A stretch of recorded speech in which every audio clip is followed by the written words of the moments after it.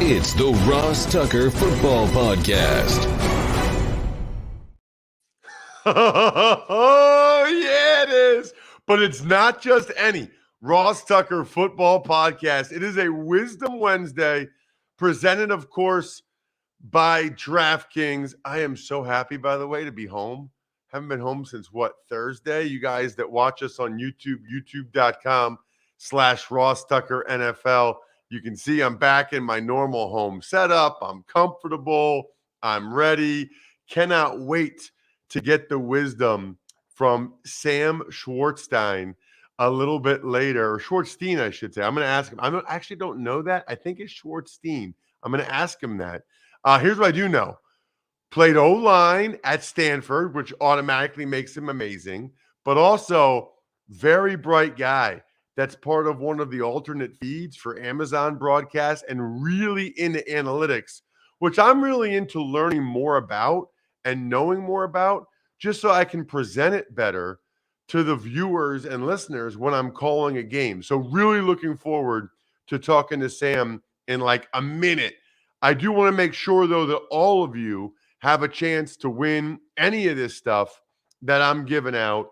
I've got a spread the word winner via social media at Ross Tucker NFL, at Ross Tucker Pod. We're looking for a few good quote tweeters. And then when we see the quote tweet, then we can retweet it, and it's just good for engagement. Sponsor confirmation email winner. Lots of good sponsors this week. Masterworks, Fitbod, AG1, of course, Labatt Blue Light. And then the YouTube shout out, youtube.com/Ross Tucker NFL. Just subscribe, make a comment. It's awesome. Really looking forward to talking about some of the news in the NFL because there's a lot. We'll get to that a little bit later. First, it's Big Show time. The Big Show. All right. I've been looking forward to this one for weeks. I actually don't know Sam, but we have a mutual friend that was looking to connect us, and there's a lot to like about Sam. I mentioned it earlier. Sam, first of all, hold on a second. Schwartzstein. Is it Schwartzstein? You got it. It's the third or fourth day of Hanukkah, so of course you can get it. It's a Hanukkah miracle.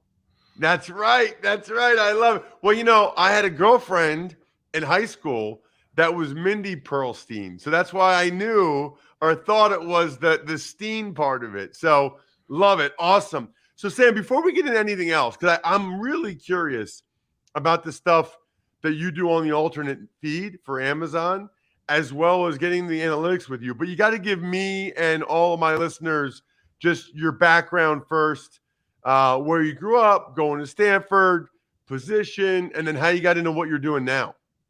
Yeah. So thanks for having me on, Ross. So my family moved to Texas when I was younger. It was mostly, to go to get into a good public school there, and they found football. And my family knew nothing about football, but we were in a big football town, and so that's what our lives became centered around. Also school, and so I got to be able to have opportunity to play football at a really high level in high school, and then at South Lake Carroll, and then got to transition over to Stanford. Played under Jim Harbaugh for 3 years, and then David Shaw for 2.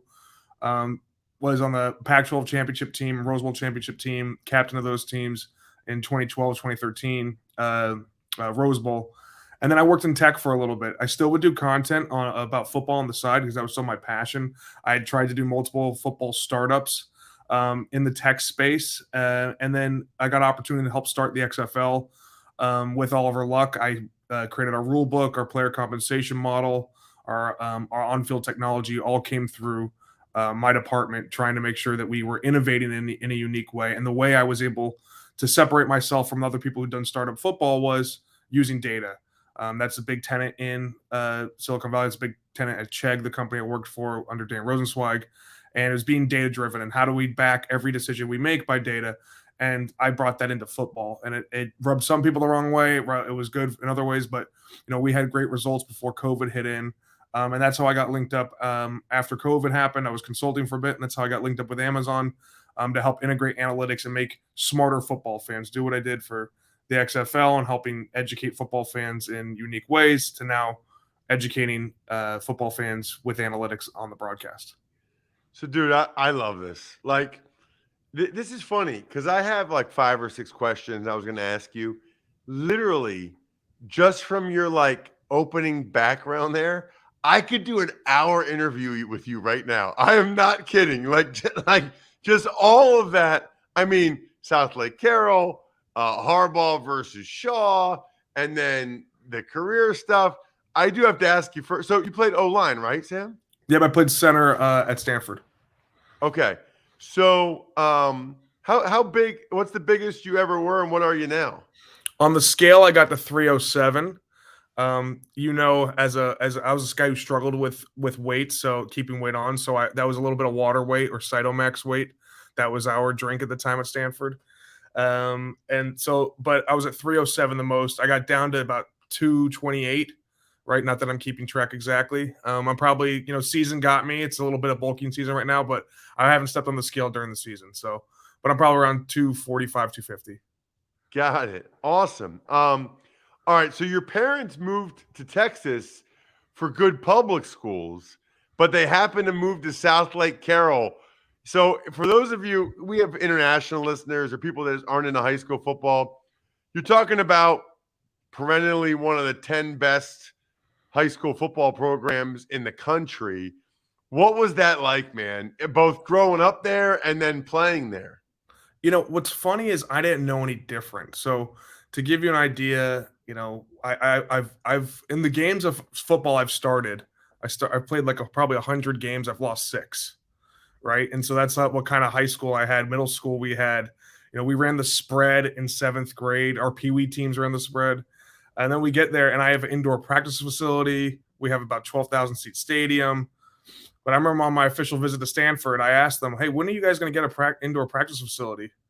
It was 2008. We had one since 2001 at Stanford or at South Lake.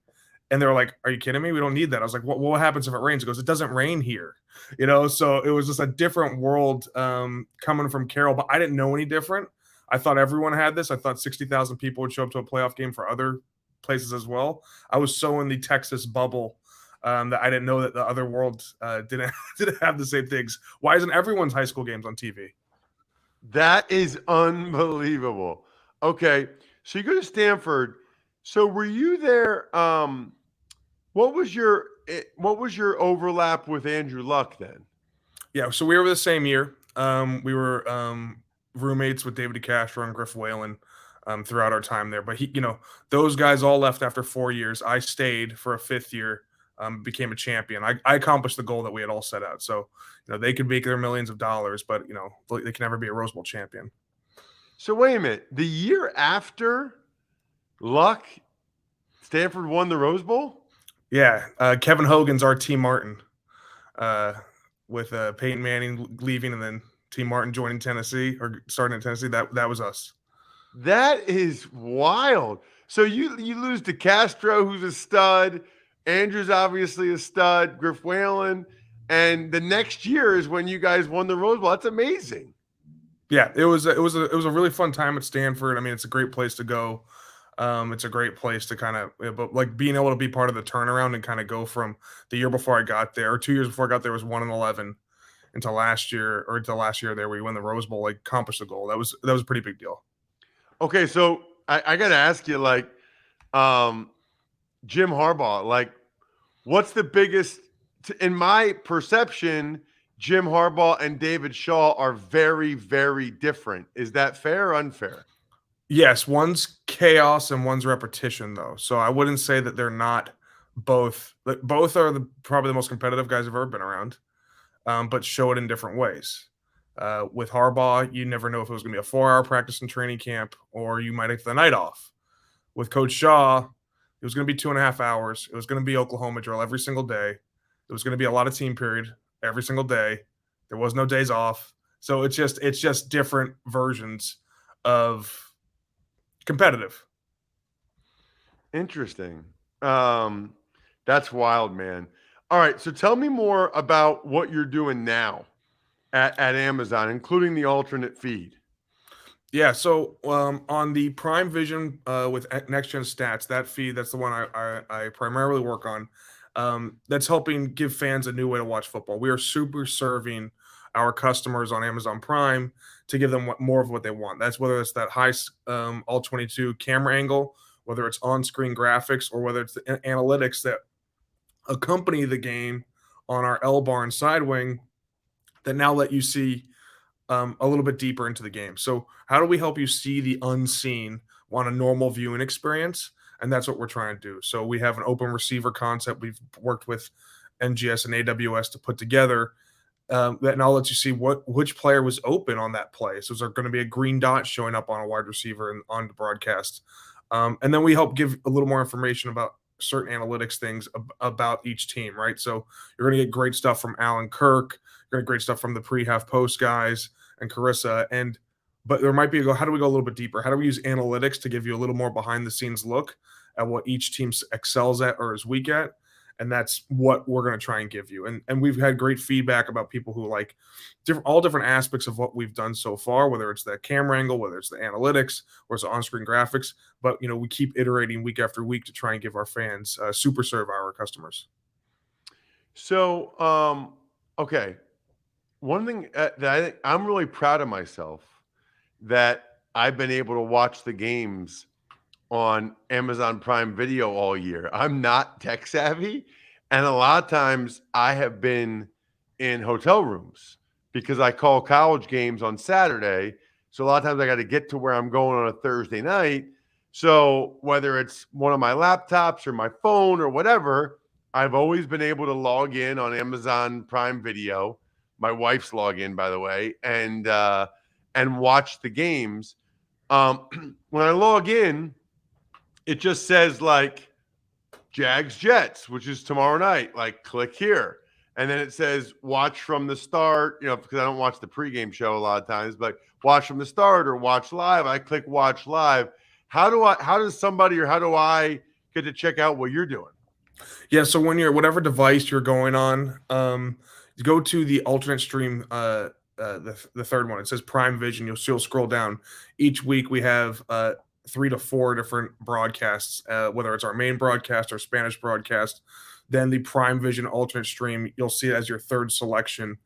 And then a rotating one. So we've had the shop with LeBron and Maverick Carter. We've had the Andrew Kramer and Hannah Storm, more like Manning cast type of feed, as well as our Dude Perfect stream.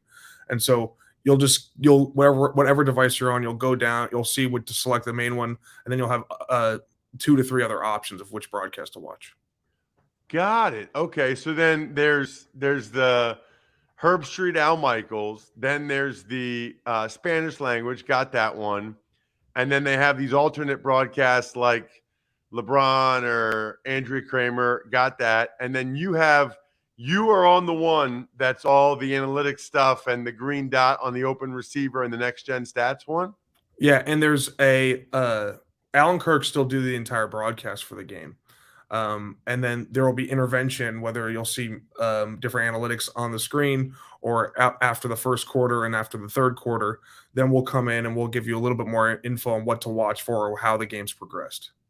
Dude, I might do that tomorrow night. I'm going to do that tomorrow night. So basically, I'm watching the same thing. Well, wait a minute. What camera angles? Am I getting different camera angles? You're getting different camera angles, which is awesome. For a guy like you, this is the perfect feed. And I'm sure it's for your listeners too. And I'm not just going to salesman here because we're building something for guys like us and for all fans like us. You're going to get the wide angle or the all 22 angle, or if you talk to officials, the all 29 angle. And that's going to be one of the main things you'll have. So you'll be able to see every player on the field versus a condensed version. Then you'll be able to get in like short yardage situations, you'll get a high sky camera angle that'll help you see when they convert easier, right? So it's not always, so you can see a little bit more. In the red zone will be more sky cam so that you can see that end zone the entire time. We're going to give different camera angles that will help the viewer see the game in a little bit different way than you'd see on the main broadcast. Main broadcast is still amazing, but you'll just be able to see those different angles, and then you'll get more on-screen graphics and more data to help you understand what to do, how this game's progressing. You'll get live win probability on the screen to let you know what's the chance of a team coming back. All these different aspects that whether you are a football junkie that watches all 22 to be able to prepare for your games, Or if you're an analytics person, we're helping teach you the other side. We're giving analytics in conjunction with the all 22, and we're also giving the all 22 to people that want to learn more about analytics. And so it's a way to every hardcore football fan should be watching this stream. All right. So speaking of analytics, I'm sure you talk to the teams at times. You have a good feel for it. Some teams have bigger analytics departments than others. How are they right now, currently, for the most part, using analytics to help them make decisions? Yeah, so there's 4 main avenues for analytics to have intervention in football, and it's talent as one side and games the other. So talent, it's talent acquisition. Who should I bring into my program? That's from free agencies, from draft. Talent development. How do I make the people in my building better? Whether it's from a health and safety standpoint or strength and conditioning standpoint, it's monitoring what they do in practice to see where they could have a better feel, and data that goes into that. The next is where fans mostly hear about it is game planning. And this is actually, this is where fans, or where it's been in football forever. Football was the first analytics sport. Steve Belichick invented scouting years and years ago, and be able to give tendencies on what certain teams will be able to do. I had this in middle school. How often are they in an under front? How often are they in a Sam on front?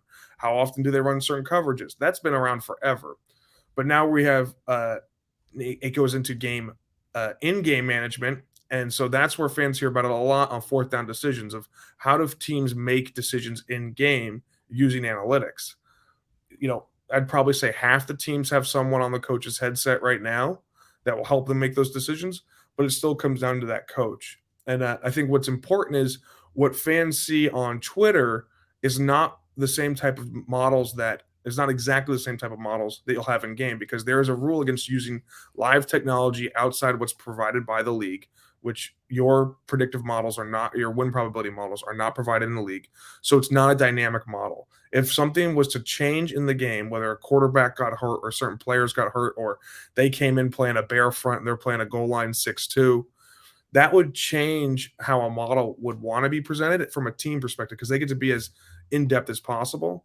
But from a team perspective, from an online perspective, it's dynamic. It's taking in a lot of information. The Next Gen Stats decision guide takes in as much information as possible, but not the models in stadium are analog. They are on paper. They're called a book. So you have to print it out and make the decisions that way, versus the ones that you'll see online are dynamic and live. That's a really good point, which is essentially things happen during the game that could affect the model, but the model for the teams is not able to adjust during the game to those in-game factors. So the coach has to take the information from the model and then take into account whatever he's seen or whatever factors he might deem to be especially relevant based on what's happened to that point. Right. And their models coming into the game are more advanced than what someone can do online, because they know what they're going to run on 4th and 2, right? So much of this is how are you going to make your goal line package? So what's important for, as Eagles fan, what the Eagles have done is they took data to say we need to be better on 4th down. And then they created a package for 4th down to be the best team. They convert 4th downs at a 90% clip. Why is that? Because they did the Bush push mechanic on Jalen Hurts on QB sneaks, and now they've built fly sweeps off of that. They've built fake they've built laterals off of that, pitches off of that, and so they created a game planning mechanic to be able to use 4th downs better. And data helped get them to why we need to build out this mechanic.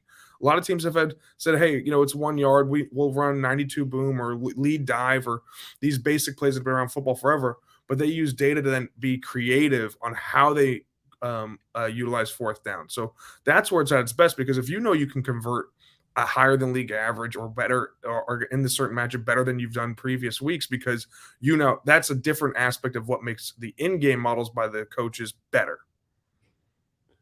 Sam, this is awesome. I guess my last question is how else could teams use analytics that maybe they're not yet?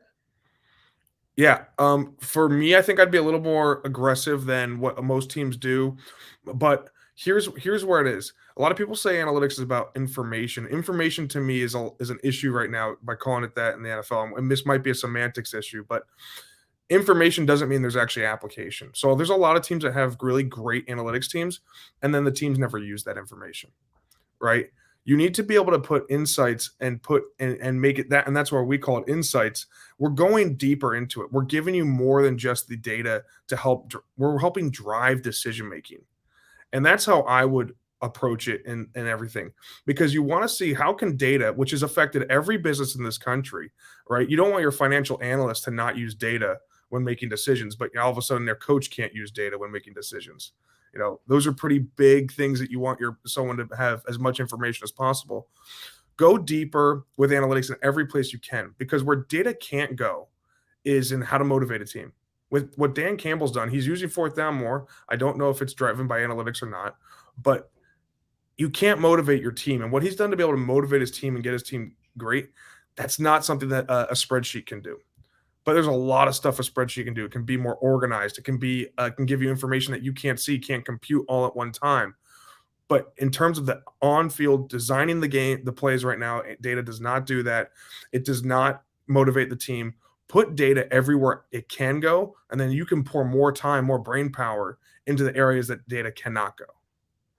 Sam, how can people follow you, follow the broadcast, and learn more? Because this is awesome. Like, not that this was your goal, but it's now my goal to get you on a second time at some point. This was fantastic. I'm glad we got connected.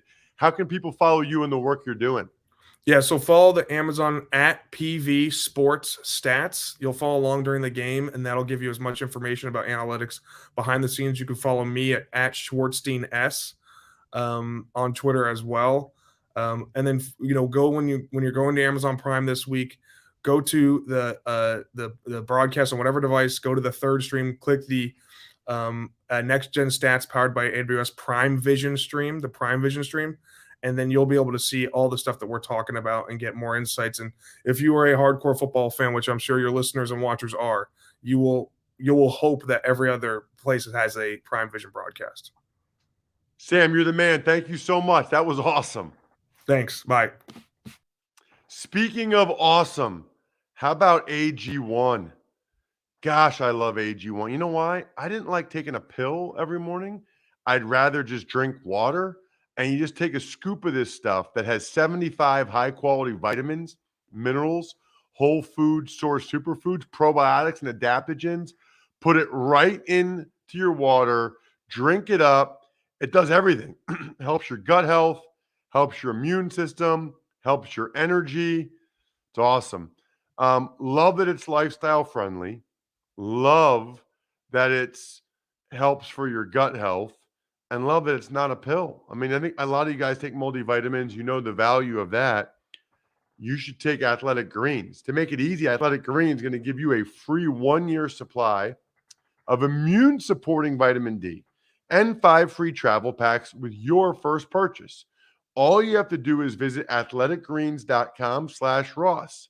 Again, that is athleticgreens.com/Ross to take ownership over your health and pick up the ultimate daily nutritional insurance. Tuck's Takes. Morning, Ross. We'll start with Rams quarterback Matt Stafford said on his wife's podcast that he is not retiring. Yeah. So a couple of things that need to be said here. First of all, this is our Labatt Blue take of the day because I got something to say about this. Presented by Labatt Blue Light, the pristine Canadian Pilsner. Share a Labatt with friends this football season. Don't know Matthew Stafford, haven't talked to him. I've talked to him before, but not about this. All I'm going to say is he has a lot of money tied into injury guarantees, okay? If you say I'm retiring, you don't get that money. If you try to continue your career, try to rehab, try to come back to play, you get that money. So what I would say is I will be curious to see whether or not we see Matthew Stafford play football again. I have no reason to doubt him, and I believe him when he says he's not retiring, but could be semantics there, right? Like, could be just, I can't say I'm retiring because I got to continue to rehab and try to get back on the field so that I get all the millions and millions of dollars that are fully guaranteed for injury. So him saying he's not retiring is not the same thing as him saying we'll definitely see him playing in an NFL game again. Tuck's Takes. Chargers cornerback J.C. Jackson was arrested for a non-violent family issue. Well, I guess I like the fact that it was nonviolent. I mean, I don't know what the issue is. Never good when you're getting arrested. Never good when there's any type of issue, obviously. I never really know what to say about stuff like that, to be honest with you. I mean, I don't have any other information about it. I don't know what happened. And honestly, my first reaction, given some other stuff that's happened, was at least it's not violent. I don't know what that says. I don't know what that means. Tuck's Takes. Jaguars lose their left tackle Cam Robinson for the season, while the Eagles activated Dallas Goedert from injured reserve. Huge news for the Eagles because Goddard is a stud, and if it is Gardner Minshew starting on Saturday against the Cowboys, they're absolutely going to want to make sure that they've got Goddard for Minshew to throw to because they had a great game together against the Jets last year, and that's a big-time blow for the Jags. I mean, Jags play tomorrow night against a really good Jets D-line. Not having Cam Robinson, I think he's got a torn meniscus. That is a tough blow. They had been running the ball very effectively to Cam's side. That's tough. Tuck's Takes. Packers cut Sammy Watkins before their game, and he gets claimed on the waiver wire by Baltimore Ravens, who lose Devin Duvernay to foot injury at practice. I mean, are you kidding? The Ravens, like, you almost can't even make this stuff up anymore. Devin Duvernay has been their best receiver this year. He gets hurt at a Tuesday practice? Seriously? Before week 16? I mean, I don't know what's going on with the Ravens, but that's not good. They had to claim Sammy Watkins. They had to get a guy. He's actually been there before within the last few years, so he kind of knows the offense. I don't know how much Sammy really has left, but at this point, it's like desperate times call for desperate measures for the Ravens.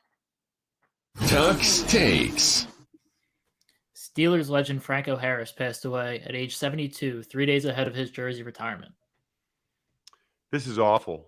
We record a little bit later on Wednesdays, typically 9 a.m. Eastern, and just saw the news about an hour ago. I'm going to that game Saturday night. It's the Raiders at the Steelers. It's the 50th anniversary celebration of Franco's immaculate reception. They're retiring his jersey that night.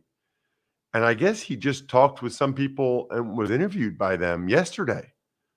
So, I'm assuming over the next couple of days, we'll learn more about what happened, but 72 feels really young these days. And just the timing of it is incredibly disappointing, I'm sure, for everyone involved. Thoughts and prayers to Franco and his family. His son, Doc, actually went to Princeton with me and was my year at Princeton. We do give shout out to the end of every show. Pizza Boy Brewing, Sporticulture, HumanHeadNYC.com, SteakhouseSports.com, Go-Bangles.com, Evergreen Economics, Vision Comics with an X, BackOfficeScheduler.com, and of course, MyFrontPageStory.com. It's not too late, guys. It's not too late. Or gals, MyFrontPageStory.com. I think we're done here. Thanks for listening to the Ross Tucker Football Podcast. Make sure to also subscribe to the Fantasy Feast, Even Money, Business of Sports, and College Draft. All available at Apple Podcasts, RossTucker.com, or wherever podcasts can be found.